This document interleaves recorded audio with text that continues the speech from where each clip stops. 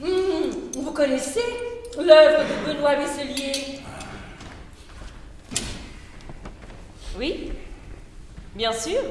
Oh, vraiment? Alors ça, c'est épatant. Alors vous avez vu la série des portraits? J'étais son modèle, vous savez. Ça muse aussi, m'a dit Stella. Elle vous l'a dit? Oh, Stella, c'est gentil, ça. Oui, c'est vrai. Il m'a aussi appris le dessin. J'ai fait quelques jolies choses, mais Stella n'a jamais voulu les exposer. Dommage. Pas suffisamment indéterminée, je suppose.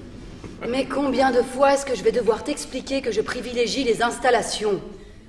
Enfin, c'est pas un tea-room, je peux pas faire tout et son contraire si je veux que mon travail soit crédible, n'est-ce pas, Maya? Ja, das ist wirklich nicht eine Frage der Qualität. C'est un problème concept. On vise réseau international. On évolue dans un marché de l'art devenu global. Alors on doit proposer ligne forte. Le buffet aussi s'inscrit dans une perspective globalisée. Ça ne va pas être facile pour les artistes, non? Benoît n'aurait pas supporté de devoir réfléchir comme ça. Bon, nous avions sans doute de la chance. On ne pensait pas tant au réseau, comme vous dites. On invitait bien quelques ministres quand on était à Paris, parce qu'en Suisse, il faut bien dire, on allait à un autre rythme, avec un autre état d'esprit, on pouvait travailler plus doucement et rouler plus vite, et sans ceinture de sécurité, on était moins contrôlés aussi, et peut-être moins obsédés par le succès. Si ça venait, tant mieux, on y croyait, et on se sentait encore le droit d'y croire sans avoir besoin de se justifier tout le temps. Bon, maman, tu ne vas pas nous ressortir ta litanie. On sait la chance que vous aviez, il arrive même qu'on puisse vous envier. Mais il se passe une quantité de choses passionnantes aujourd'hui et tu ne fais pas l'effort de t'y intéresser, non? La seule œuvre que tu aies vraiment admirée est celle de papa.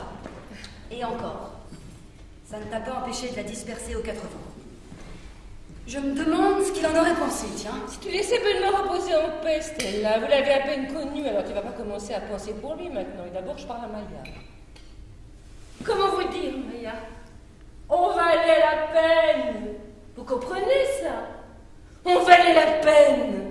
C'est tellement moins angoissant que d'avoir le choix entre valoir des millions ou rien. Bon, après, on se ruinait au casino, certains avaient les overdoses ou s'écrasaient contre un platane.